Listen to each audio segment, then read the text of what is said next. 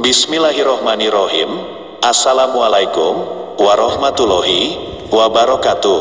Sobat Ruh Ilahi yang dimuliakan Allah Subhanahu wa Ta'ala. Hari ini, satu amalan yang saya bagikan memang lain dari biasanya. Namun saya yakin, sobat akan penasaran dengan faedah yang terkandung di dalam amalan ini. Baik, silakan simak dengan baik agar dapat merasakan manfaat dari amalan ini. Tonton hingga akhir. Sebab kunci amalannya bisa berada di dalam setiap sesi. Subscribe, like, dan bagikan Ruh Ilahi channel. Subscribe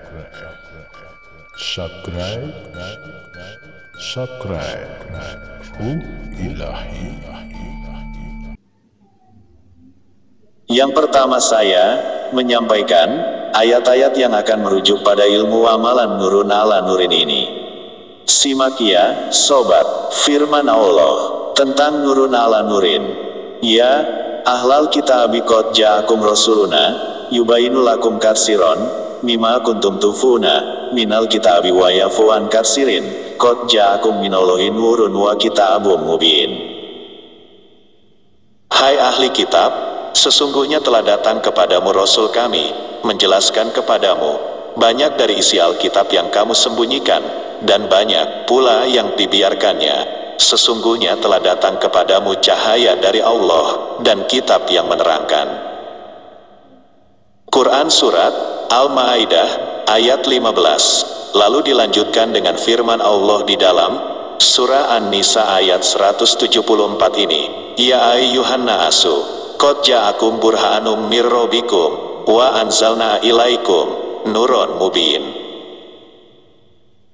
Hai manusia, sesungguhnya telah datang kepadamu bukti kebenaran dari Tuhanmu, Muhammad dengan mukjizatnya, dan telah kami turunkan kepadamu cahaya yang terang benderang. Al-Quran, firman Allah selanjutnya, Surah Al-Hadid ayat 28. Ya ayyuha allazina amanu taqullaha wa minu birasulihi yu'tikum kiflaini min rahmatihi wa yaj'al lakum nuron tamsyuna bihi wa yakfir lakum wallahu ghafurur rahim. Hai orang-orang yang beriman kepada para rasul, bertakwalah kepada Allah dan berimanlah kepada rasulnya. Niscaya Allah memberikan rahmatnya kepadamu dua bagian dan menjadikan untukmu cahaya yang dengan cahaya itu kamu dapat berjalan dan Dia mengampuni kamu. Dan Allah Maha Pengampun lagi Maha Penyayang. Beberapa ayat yang saya sajikan di awal pertemuan ini merupakan ayat-ayat Al-Quran yang menjelaskan tentang ilmu Nurun ala Nurin yang akan kita bahas hari ini. Penjelasan tentang Nur ala Nur, yang artinya cahaya di atas cahaya, juga terdapat di dalam surat An-Nur ayat 35. Bahkan ayat ini sering dikaitkan dengan istilah Nur Muhammad atau cahaya Muhammad Sallallahu Alaihi Wasallam. Banyak yang meyakini, terutama dari kalangan sufi, bahwa cikal bakal terciptanya alam semesta ini adalah dari cahaya atau Nur Muhammad. Nur Muhammad diciptakan dari cahaya atau Nur Allah, dan dari Nur tersebut terciptalah seluruh makhluk. Pembahasan selanjutnya tentang Nur Muhammad ini memang perlu kajian tersendiri, sebab ada berbagai argumen yang perlu diterangkan. Namun, hari ini yang kita bahas adalah Nurun ala Nurin yang memiliki artian, yaitu cahaya di atas cahaya. Dan memiliki makna yang lebih, yaitu untuk menjadikan diri menjadi murni dan semakin murni. Demikian halnya dengan cahaya iman dan cahaya Al-Quran di dalam dada seorang mukmin. Ketika keduanya berkumpul, maka bisa saling menerangi. Salah satu dari keduanya tidak bisa berdiri sendiri. Imam Ibnu Katsir juga mengutip pendapat Al-Aufi tentang hal ini yang ia dengar dari Ibnu Abbas, bahwa makna cahaya di atas cahaya adalah iman seorang hamba dan amalannya. Agar pembahasan ini semakin melekat dalam hati, penting untuk diingat kembali bahwa nurun ala nurin atau cahaya di atas cahaya merupakan sepotong kalimat dari sebuah ayat yang cukup panjang yang menerangkan zat Allah sebagai sumber cahaya di langit dan di bumi. Allahu nurus samawati wal ardi secara hakiki berarti dialah yang menerangi alam ini dengan cahaya yang bersifat material. Kita semua berjalan di bawah cahayanya. Adapun secara maknawi, cahayanya adalah cahaya kebenaran, keadilan, pengetahuan, keutamaan, petunjuk, dan keimanan. Matsalu nurihi kamiskaatin fiha misbah. Maksud dari potongan ayat ini yaitu kejelasan cahayanya yang agung dan bukti-buktinya yang mengagumkan, laksana sinar yang memancar dari sebuah lampu yang sangat terang. Al-misbahu fi zujajah, as-sujajatu ka'anaha kaukabun duriyun. Lampu tersebut berada dalam kaca yang bening dan bersinar seperti matahari, mengkilap seperti mutiara. Yukodu min syanjarotin mubayrokatin zaitunatin la asyarkiyatin wa la agrobiyatin. Bahan bakar lampu itu diambil dari minyak pohon yang penuh berkah, berada di tempat dan tanah yang baik, yakni pohon zaitun. Pohon ini ditanam di tengah-tengah antara timur dan barat, yang membuatnya selalu mendapat sinar matahari sepanjang hari, pagi dan sore. Menurut riwayat dari Ibnu Abbas, sebab turunnya ayat ini dikarenakan orang Yahudi bertanya kepada Nabi Muhammad tentang bagaimana cahaya Allah dapat menerangi langit dan bumi. Maka, setelah Allah memberikan sebuah permisalan yang begitu gamblang dan demikian detail, ayat ini diakhiri dengan sebuah kalimat penutup yang sangat elegan.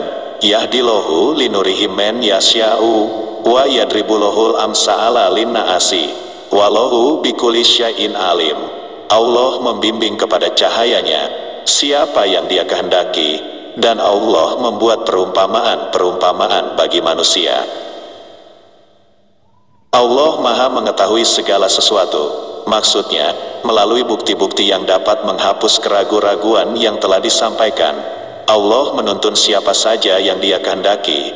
Dia Maha mengetahui siapa yang memperhatikan ayat-ayatnya dan siapa yang enggan dan sombong.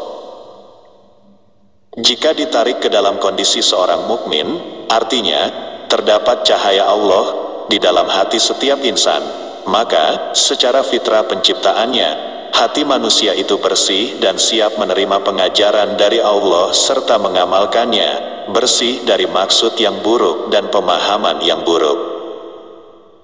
Jika telah sampai kepadanya satu ayat ilmu, maka cahaya yang ada di hatinya akan menyala, diumpamakan sebuah sumbu yang menyala dari sebuah lampu.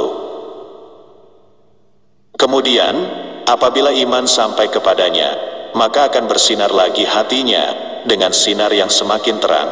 Karena bersih dari kotoran, maka berkumpullah cahaya fitrah tersebut, cahaya iman, cahaya ilmu, dan bersihnya makrifat, mengenal Allah. Sehingga, dalam diri seorang mukmin terdapat cahaya yang berlapis-lapis. Hati itu ada 4 macam. Hati yang bersih, maka diibaratkan seperti lentera yang bercahaya. Hati yang tertutup, seperti terikat dengan tutupnya. Hati yang sakit dan hati yang terbalik. Dalam menafsirkan ayat Nurun ala Nur, seakan Imam Ibnu Katsir hendak menekankan bahwa segala kebaikan, cahaya, dan hidayah, semua itu sumbernya dari Allah Ta'ala, maka kepadanyalah semua itu diminta. Semakin seseorang dekat kepada Allah, semakin mudah ia mendapatkan cahaya hidayah itu.